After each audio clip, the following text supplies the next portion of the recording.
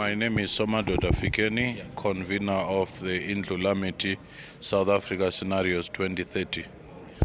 Thank you very much, sir. Thank you for visiting Morogis. Thank you for stopping by and for your time. Tell us a little bit about this social cohesion compact convention.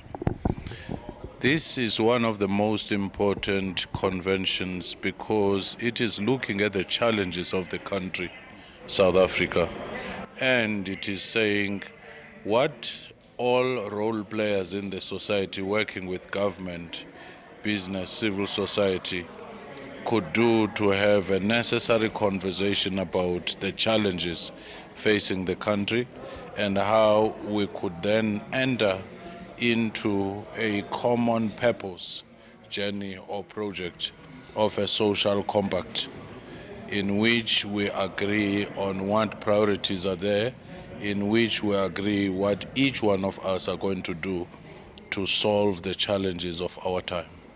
So, speaking of challenges, I just want you to at least pinpoint some of the key challenges that has brought about this initiative. One of those is primarily the inequality in the country, which seemed to be an underlying key driver of all resistance, resentment, protests. And that in itself is caused by the legacy of colonialism and apartheid, but also some poor policy choices in the contemporary arrangement. That manifests itself in unemployment, in intergenerational poverty, in violence against women and children, and in all kinds of crime and failure of law enforcement, corruption, which mainly affects the youth, women and children, who are the most vulnerable groups.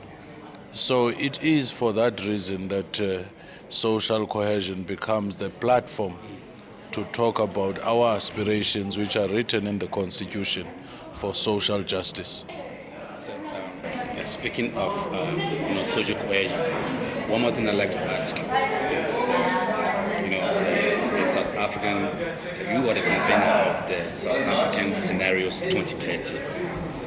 For the sake of those who haven't heard about anything about that, can you please touch it? What is that initiative all about, and the association of that initiative with this very compact cohesion convention? This particular program of Scenarios 2030 is a rigorous process which is consultative at the same time academic, of looking at long-term future of a country to say what will this country look like in 2030 if we take certain scenarios to that 2030. It helps one to understand that if we do nothing, this is where we're going to end up. If we change things, this is where we're going to get. And these are stories about the future of where we will be.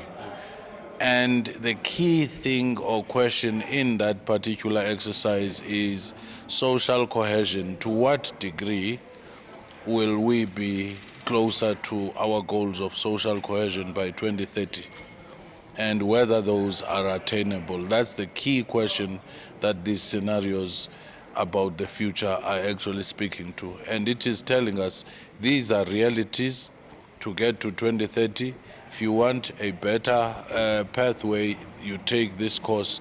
If you do nothing, you'll end up here, and these are the consequences.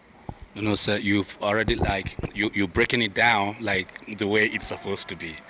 Speaking of breaking it down, sir, please, I just want you to be patient with me a little bit, because the demographic that I'm speaking to, they'll be very happy to hear from someone like you, because we're talking about 2030. Not enough countries in this whole wide world right now is being thinking about 2030. All right, so I want you to talk about maybe one or 2 points that you have designed to achieve certain aim by 2030. Yes. Take, for example, education. Yes. We say if education stays with the problems it has, by 2030, what will be the future of education? What will be the future of work?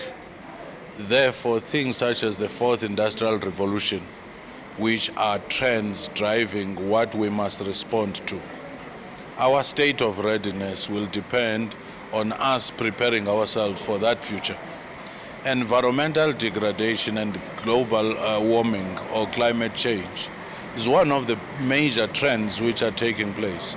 Therefore, education that is adequate would have to anticipate that, prepare people for that.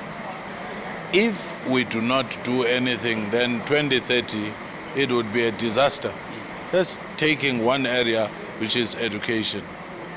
You could take it in other areas, employment. When fourth industrial revolution comes and some works are done by robots, where will we be in terms of trying to absorb as many people to employment? So what skills will be needed? What must we prepare?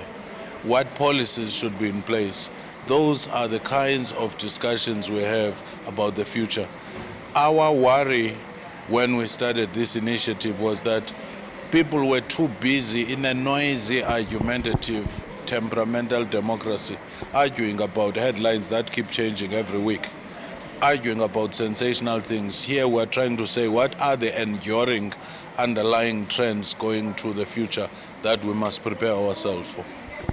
Doctor, those are very, very interesting programs and enormous programs that will actually sound very interesting to the youth of this country, because you've been focusing on 2030, and these people, they start like now, most of their future actually start from 2030. So how, or what are the mechanisms that you are using to send this message out to them? Right from the time when we started the initiative, we went all out to say the youth should be one of the biggest components of people we consult to get their views.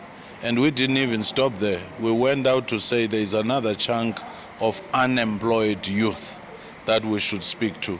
So that in itself, we're still working with them in this journey to say nothing for them without them. Their input is still valid, and some of the insights of what the future will look like, what the current challenges are, came actually from the youth. You know, sir, my conversation with you, it keep going, generating. You know, because and you've got a lot on your hand this afternoon. So I don't want to waste your time. I think I should actually invite you to or book a time with you where I can come to your office to have a 1-hour podcast with you, of interview, question and answer session, because I want to send your message as an academic to the youth out there. Yes, sir. Can you conclude for me, what is the impact of this social cohesion? Also marry it to your vision 2030 and give us some kind of impact and what we hope to achieve going forward.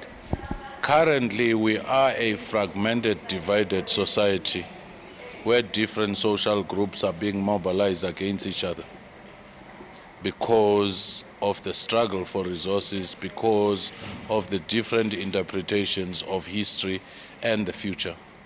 A socially cohesive society would be the one where we find common cause, where we stand together and have human solidarity, where we deal with the underlying problems such as social inequality.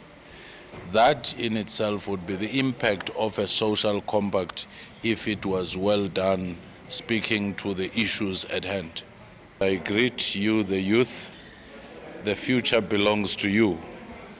Some of us have lived the better part of our lives. So any discussion that we're engaging in is for your own sake. You should be involved. My name is Somadoda Fikeni. I'm speaking on More G's TV.